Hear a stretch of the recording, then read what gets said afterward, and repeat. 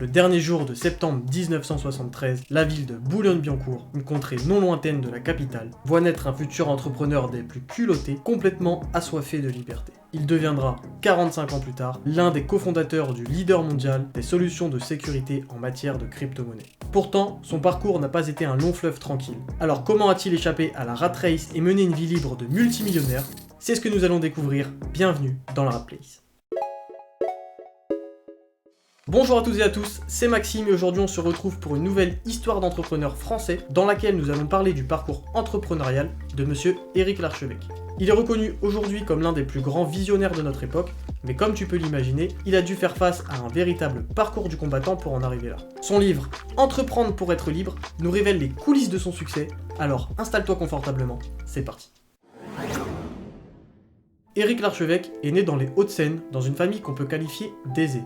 Il est le fils unique d'un porcelainier renommé, exerçant à son compte, et d'une danseuse de l'Opéra de Paris, à la tête de sa propre école de danse. Il grandit dans un petit village du Bury, près de Vierzon, dans le Cher. Bien qu'il ne connaisse pas le besoin, l'environnement familial est loin d'être idyllique, notamment en raison de sa mère et de ce que l'on pourrait qualifier de problèmes mentaux, possiblement une bipolarité, d'après Éric. En 1980, à l'âge de 7 ans, Éric rêve de devenir pâtissier. Jusque-là, rien d'exceptionnel. Mais en 1984, il croise la route d'un Thomson TO770 chez l'un de ses amis. Il est alors âgé de 10 ans lorsqu'il tombe amoureux du concept d'ordinateur. Il ira jusqu'à se faire un clavier en carton pour s'exercer à la saisie de texte. Sérieusement, Éric ? Bon, lorsque j'étais petit, je faisais des ceintures de catch en carton, donc je suis mal placé pour juger. À cette époque, le prix d'un tel engin est de 3900 francs, ce qui équivaut aujourd'hui à 1200 € en considérant l'état actuel de la situation économique. Éric tanne alors sans relâche ses parents jusqu'à obtenir quelques mois plus tard la machine de ses fantasmes. Non, je sais ce que tu penses. Je la veux. Mais d'après Éric, ce n'est pas un caprice. Il passe alors du rêve de devenir pâtissier à celui d'ingénieur en ordinateur pour reprendre ses propres mots. À la fin du collège, Éric déménage avec sa mère à Paris et intègre un lycée public. Il va alors tout faire pour atteindre ses objectifs, c'est-à-dire bûcher comme jamais sur ses cours et travailler dur pour préparer son admission au sein de l'école de ses rêves. Bien sûr, il profite pleinement de son ordinateur avec lequel il conçoit et vend des logiciels pirates, principalement des copies de jeux vidéo sur disquette comme Prince of Persia, qu'il vend pour une vingtaine de francs en démarchant ses prospects directement auprès de magasins spécialisés comme la Fnac. Dis donc, ce n'est pas très honnête ça, Éric. Il obtient son bac scientifique avec mention et réussit le concours pour entrer au sein de l'école supérieure d'ingénieurs en électrotechnique et électronique de Paris, le SIEE pour faire plus simple. Durant les 2 premières années, Éric continue de charbonner en arrivant tous les matins 30 minutes plus tôt sur les bancs de l'école. Éric n'a pas de problème d'argent. Son logement étudiant est payé par les APL et ses études sont financées par sa grand-mère. Mais comme tout étudiant, il souhaite gagner un peu d'argent de poche. Et il faut dire aussi qu'il est avare. Débrouillard, il recrée alors des décodeurs pirates Canal+ dans sa chambre étudiante qu'il vend pour 500 francs. Mais avec le temps nécessaire pour leur conception et le coût des matériaux, Éric n'est pas satisfait du retour sur investissement. Il va alors, accompagné par l'un de ses camarades de classe, Laurent, devenir pigiste et rédiger des articles pour le magazine électronique pratique. Il récoltera très vite quelques milliers de francs après une cinquantaine d'articles. Le rédacteur en chef du magazine étant également éditeur pour les éditions Duno, Éric et Laurent vont saisir cette opportunité pour lui proposer d'écrire un livre. Il publie ainsi Montage avancé pour PC, qui sera traduit en espagnol et vendu à plus de 10 000 exemplaires. À mon avis, c'est plutôt très bien pour un premier livre. De quoi venir gonfler suffisamment leur épargne respective. Éric est alors en 5e et dernière année d'études et découvre le salariat durant son stage de 6 mois chez Philips Semiconductors. Voyant le teint gris des ingénieurs, il se fait le serment de ne jamais travailler pour un grand groupe et de tout faire pour renoncer au salariat. Bref, il obtient son diplôme d'ingénieur en microélectronique en 1996 avec une spécialisation en conception des architectures pour le traitement des informations. Vulgairement, c'est de la gestion de données. L'accès au web commence alors à se démocratiser dans le pays avec les premiers fournisseurs d'accès tels que Club Internet et Wanadoo.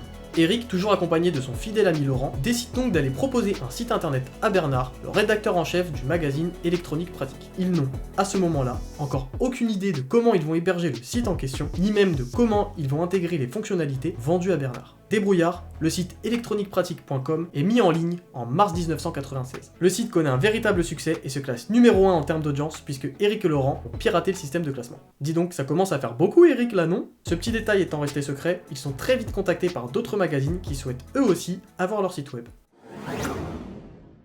C'est ainsi qu'Éric et Laurent, accompagnés par la femme de Bernard et les conseils de ce dernier, créent France Cybermédia. Je te renverrai vers le livre si tu souhaites des explications sur la présence de la femme de Bernard. Vient ensuite le service militaire, toujours obligatoire à cette époque, pendant lequel Éric s'arrange pour développer sa société.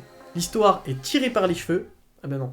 C'est une histoire assez amusante, Je te renverrai donc une nouvelle fois vers le livre pour la découvrir. Petit indice, comme tu as pu déjà sûrement t'en rendre compte, Eric n'a pas toujours été très honnête. En 1997, le business des deux compères se porte bien et leur permet de se dégager l'équivalent d'un SMIC chacun. Cependant, ils sont toujours en train de courir après de nouveaux clients. Donc dans le but de générer du chiffre d'affaires récurrent, ils mettent au point AdSuite, un service qui permet de mesurer le trafic, puis de générer des rapports d'audience. C'est en quelque sorte l'ancêtre de Google Analytics. En 1998, suite à un entretien avec l'un de leurs clients, Eric et Laurent créent en parallèle la SPPI, pour Société Parisienne de Publication Internet. Il s'agit d'un journal en ligne, accessible par abonnement au prix de 149 francs par mois et proposant du contenu érotique. Oui, Eric a chapardé l'idée à son client. La société enregistre un chiffre d'affaires de 30 000 francs dès le premier mois et finit l'année avec un chiffre d'affaires de 200 000 francs rien que sur le mois de décembre. Eric et Laurent abandonnent ainsi France Cybermédia, dont le chiffre d'affaires mensuel est d'environ 50 000 francs, et ce pour de nombreuses heures de travail nécessaires, pour se consacrer à SPPI. Ils pousseront le concept jusqu'à proposer un service payant à la minute de connexion au prix de 9 francs 21, soit l'équivalent d'1,40 € pour atteindre en 2001 un chiffre d'affaires de plus de 20 millions d'euros. La société est alors renommée Groupe Mon Orgueil. Alors que la bulle internet éclate cette même année, Mon Orgueil ne connaît pas la crise et profite même de la situation pour améliorer significativement son setup. Dans le but de se développer à l'international, Eric part alors entre 2002 et 2003 à la conquête de la Roumanie. Il s'installe à Brașov, une ville à proximité du château de Dracula. Sur place, de nouvelles opportunités se présentent à lui en parallèle, comme l'immobilier avec l'achat de terrains auprès de fermiers locaux et leur revente auprès de grandes entreprises françaises telles que Carrefour, qui souhaitent aussi se développer à l'international. Eric quitte la Roumanie pour la Lettonie en 2004, il y reprend les transactions immobilières et crée en 2008 le Dodo Hotel, un projet à 4 millions d'euros, dont initialement 450 000 € d'apport personnel et 3,5 millions de prêts bancaires. Il revend en parallèle Mon Orgueil pour 22 millions d'euros à Rentabiliweb, soit 10 ans après sa création, et devient millionnaire à l'âge de 34 ans. Il se réinstalle en France en 2008 et lance Prixing, un comparateur de prix qu'il pitch au Start in Paris en 2011 en chaussettes. Oui, tu as bien entendu, en chaussettes. Le business model de Prixing est basé sur la vente d'espaces publicitaires au sein de l'application. En avril 2012, Eric et son associé lèvent 1,75 million d'euros. Mais faute de potentiel suffisant, la marque, le site et les bases de données de Prixing, soit l'ensemble des actifs immatériels de la société, seront revendus sur un magnifique coup de poker d'Eric pour la somme d'1 million d'euros. En 2013, Eric découvre par hasard le Bitcoin en lisant un article sur le web pendant un biberon de nuit. Si tu n'as pas encore d'enfant, alors tu comprendras plus tard. Il s'intéresse alors à cette monnaie virtuelle et décentralisée qui lui offre une nouvelle vision du monde. Sur un coup de tête, il décide de faire assembler des ordinateurs dédiés au minage. Il est immédiatement fasciné par le potentiel de cette technologie qui permet de créer de la valeur sans intermédiaire, sans contrôle et sans limite. Il fonde alors la maison du Bitcoin. Il n'a à ce stade aucune idée précise sur la finalité du lieu et encore moins du projet, mais il y investit 400 000 €. La maison du Bitcoin ouvre ainsi ses portes le 13 mai 2014. On peut alors y acheter des fragments de Bitcoin contre des euros. À ce moment précis, la valeur d'un Bitcoin est de 200 €. En parallèle, Eric y organise régulièrement des événements pour rassembler différents acteurs de la sphère entrepreneuriale, attirés eux aussi par le concept de blockchain. C'est à l'occasion de l'un de ces événements que naîtra Ledger en 2014, un regroupement de 3 sociétés, dont la maison du Bitcoin. Ils sont au total 8 associés et lèvent 1,3 million d'euros en 2015 lors de leur première levée de fonds. L'objectif premier de l'entreprise est de proposer des solutions de sécurité pour les détenteurs de Bitcoin. Les associés commercialisent très rapidement leur premier produit, le Ledger Nano, un portefeuille électronique qui permet de stocker et de transférer ses bitcoins en toute sécurité. Les associés s'efforcent en parallèle d'être présents sur l'ensemble des salons internationaux sur la crypto afin de se faire connaître. Fin 2016, le bitcoin stagne autour des 300 € et Ledger lève 7 millions d'euros. Début 2017, la valeur du bitcoin s'embrase et la demande des produits Ledger s'envole jusqu'à atteindre un chiffre d'affaires journalier de 50 000 € et de plus de 10 millions d'euros sur le mois de novembre. Début 2018, Ledger lève 65 millions d'euros pour une valorisation avoisinant les 300 millions d'euros.